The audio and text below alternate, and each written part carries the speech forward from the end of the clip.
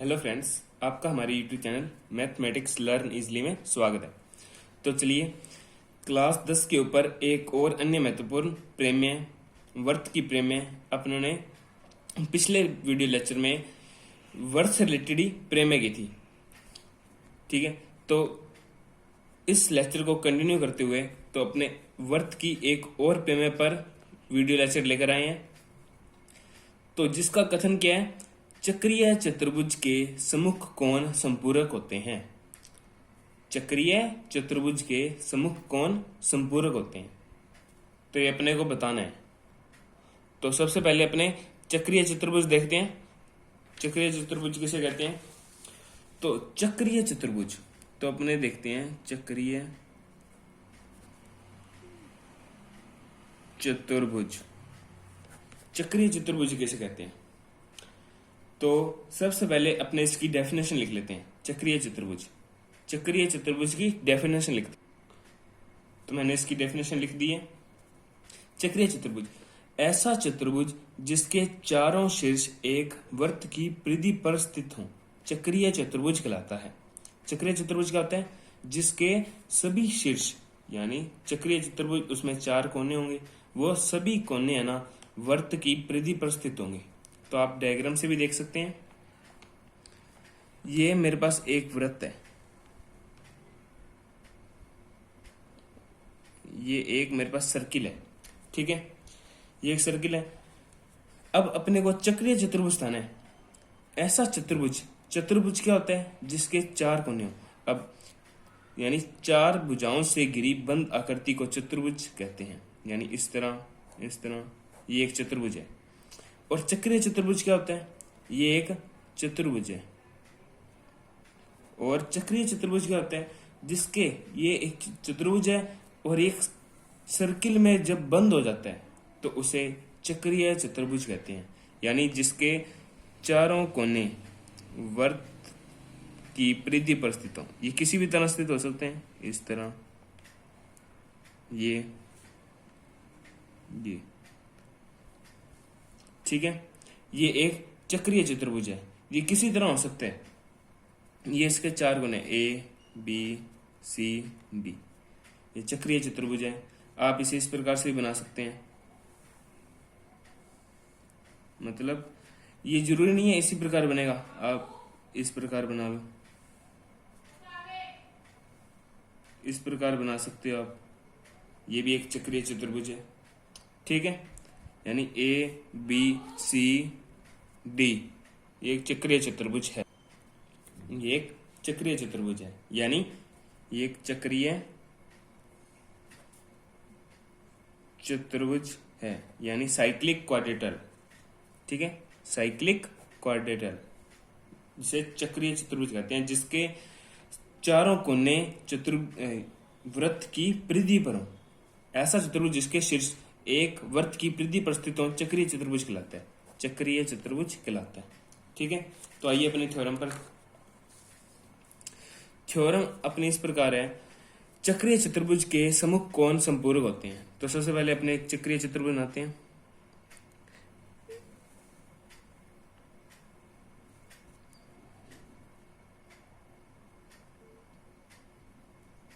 ये अपने एक वृत्त बनाए। तो चक्रीय चतुर्भुज बनाने के लिए ऐसा अपने डेफिनेशन देख ही लिए इसकी। ऐसा चतुर्भुज जिसके सभी कोने वृत्त की परिधि पर स्थित हो, चक्रीय चतुर्भुज कहलाता है। यानी ये ए, ये बी, ये सी और ये डी। ठीक है, तो यहां पर कहीं इसका केंद्र होगा वृत्त का। ये वृत्त का केंद्र है, यानी ओ, वृत्त का केंद्र ओ है। ठीक है, तो सबसे पहले अपने जो थ्योरम होती है वो 4 स्टेप में होती है। तो अपने स्टेप बाय स्टेप इसको प्रूव करते हैं। सबसे पहले दिया है अपने को, क्या दिया है? ए बी सी डी एक चक्रीय चतुर्भुज है। ABCD एक चक्रीय चतुर्भुज है। ABCD एक चक्रीय चतुर्भुज है जिसकी सभी कोने वृत्त की परिधि पर स्थित है। और अपने को सिद्ध क्या करना है? सिद्ध करना है, अपने को सिद्ध क्या करना है? चक्रीय चतुर्भुज के सम्मुख कोण संपूरक होते हैं। यानी इस B के सम्मुख कोण कौन है? D। इस A के सम्मुख कोण कौन सा है? C। ये सभी क्या होते हैं? संपूरक होते हैं। ये अपने को सिद्ध करना, अर्थात इन दो सम्मुख कोणों को जब जोड़ते हैं तो 180 डिग्री आता है, इन दो कोणों को जब जोड़ते हैं तो 180 डिग्री आता है। संपूरक का मतलब होता है 180 यानी 180 डिग्री, और पूरक का मतलब होता है 90 डिग्री। ठीक है, ये मैंने आपको बता दिया। तो कोण A प्लस कोण C ये आपस में संपूरक है, यानी इसके सम्मुख कौन है? ये, और इसके सम्मुख यानी इसके सामने,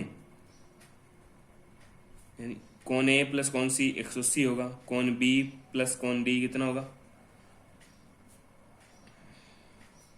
ये भी 180 डिग्री होगा। ये अपने को प्रूव करना है। तो अपने अब रचना करते हैं, कंस्ट्रक्ट। रचना इस प्रकार से करते हैं, केंद्र O से शीर्ष, केंद्र O से शीर्ष A तथा C को मिलाते हैं। केंद्र O से शीर्ष A तथा C को मिलाते हैं। पहले केंद्र A को इससे मिलाते हैं, फिर इसको इससे मिलाते हैं। ठीक है, यानी A को O से मिलाते हैं और C को भी O से मिलाते हैं। ठीक है, तो अब अपने देखते हैं अपनी थ्योरम का प्रूफ। तो अब अपने देखते हैं उत्पत्ति। उत्पत्ति में सबसे इंपॉर्टेंट होता है, उत्पत्ति इस सभी पार्ट में सबसे इंपॉर्टेंट होती है। तो इसी में हम ये प्रूव करते हैं। तो चलिए इसका प्रूफ देखते हैं। तो हम जानते हैं उत्पत्ति, तो अपने वृत्त के चाप की प्रमेय यानी arc, theorem of arc circle. ठीक है, यानी वृत्त के चाप की प्रमेय, वृत्त के चाप की प्रमेय से अपने यह कह सकते हैं, जोन सा अब ये चाप है ABC, ये वृत्त का एक चाप है। कौन सा चाप? ABC। ये एक वृत्त है और ये वृत्त का चाप है। तो वृत्त के चाप की प्रमेय क्या कहती है? वृत्त के चाप द्वारा केंद्र पर अंतरित कोण, वृत्त के चाप। अब सबसे पहले अपने ये चाप लेते हैं, इधर से भी अपने चाप ले सकते हैं और इधर से ले सकते हैं। तो सबसे पहले अपने ABC चाप ले रहे हैं, अपने ADC भी ले सकते हैं, परंतु सबसे पहले अपने ABC चाप लेते हैं। यानी अब वृत्त के चाप की प्रमेय क्या कहती है?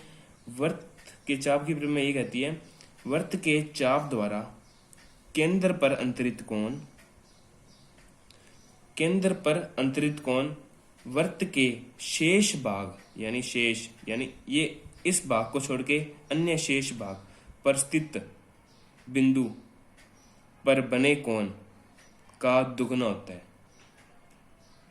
यानी ये वाला कोण इस कोण का दुगना होता है। ठीक है, यानी ये वाला कोण इस कोण का, कोण D का दुगना होता है। अपने को ये प्रूव करना है। अपने इसको मान लेते हैं कोण X, कोण X। तो अपने को प्रूव करना है, तो अपने चाप कौन सा ले रहे हैं? चाप ABC, चाप ABC द्वारा अपने यह कह सकते हैं कोण X है, ये कोण X है, ये कोण D का क्या है? कोण D का 2 गुना है। कोण X कोण D का 2 गुना है, ये अपने कह सकते हैं। ये फर्स्ट। अब इसी प्रकार सिमिलरली, इसी प्रकार अपने यह कह सकते हैं, इसी प्रकार यदि अपने ये वाला चाप लें वृत्त का, ये टोटल वृत्त है, अब वृत्त का ADC, इसी प्रकार चाप ADC द्वारा अपने क्या कह सकते हैं? अब ये चाप लेंगे जब अपने, अब वृत्त के चाप की प्रमेय लगाएंगे। अब वृत्त के चाप यानी वृत्त के चाप द्वारा केंद्र पर अंतरित कोण, ये केंद्र ओ है, ओ ये केंद्र है, ठीक है। वृत्त के चाप द्वारा केंद्र पर अंतरित कोण वृत्त के शेष भाग पर अंतरित कोण का 2 गुना होता है। यानी अब अपने ये प्रूव करें, इसको अगर y मानते हैं तो ये कोण b का दुगना होता है, कोण y। तो अपने लिख दें कोण y है ना, वो कोण b का 2 गुना होता है, ये 2। अब समीकरण 1 व 2 से, समीकरण 1 और 2 से अपने लिख सकते हैं, क्या लिख सकते हैं, अब इन दोनों को अपने जोड़ते हैं, समीकरण 1 और समीकरण 2 को जोड़ देते हैं। तो इधर वाले इधर साइड जुड़ेंगे, कोण x प्लस कोण y, और इधर वाले इधर साइड जुड़ेंगे, यानी कोण d, 2 कोण d प्लस 2 कोण b। अब x प्लस y, अब इसमें से क्या कॉमन आ गया, 2 कॉमन आ गया, यानी कोण d प्लस कोण b, ये बचा अंदर, ठीक है। और कोण x प्लस कोण y को अपने क्या लिख सकते हैं, यानी ये कोण और ये कोण, इस कोण को अगर जोड़ दें तो ये पूरा कोण बनेगा। और अपने जानते हैं वृत्त के केंद्र पर बना कोण 360 डिग्री होता है। तो कोण x प्लस कोण y कितना हो गया, 360 बराबर 2 कोण, अब इसको अपन ऐसे लिख सकते हैं, कोण b प्लस कोण d लिख सकते हैं। तब अपने इसका मान निकालेंगे तो ये 2 गुना में है, इधर आके भाग में, ये हो जाएगा, यानी ये इतना ही बराबर आ जाएगा। अब कोण b प्लस कोण d का मान कितना आ गया, 360 का आधा, यानी 360 में 2 का भाग देंगे तो कितना आएगा, 180, ठीक है, 180 आ गया। और हम जानते हैं चतुर्भुज, जो सा चतुर्भुज होता है, चतुर्भुज के चारों कोणों का योग, चतुर्भुज के चारों कोणों का योग 360 डिग्री होता है, 360 डिग्री होता है। यानी कोण ए, कोण बी, कोण सी, कोण डी, ये 4 कोण है, इस चतुर्भुज के 4 कोण हैं, ए बी सी डी, इन सभी का योग, यानी कोण ए प्लस कोण बी प्लस कोण सी प्लस कोण डी, इन सभी का योग 360 होता है, ठीक है।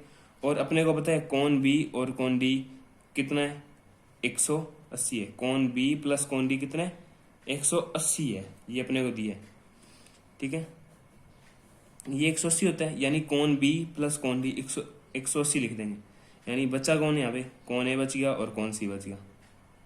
इन दोनों को क्या लिख सकते हैं, 180 बराबर 360 डिग्री। अब कोण ए प्लस कोण सी, ये 180 प्लस का इधर जाकर माइनस का, 360 माइनस 180, तो कोण ए प्लस कोण सी कितना आ गया, 180।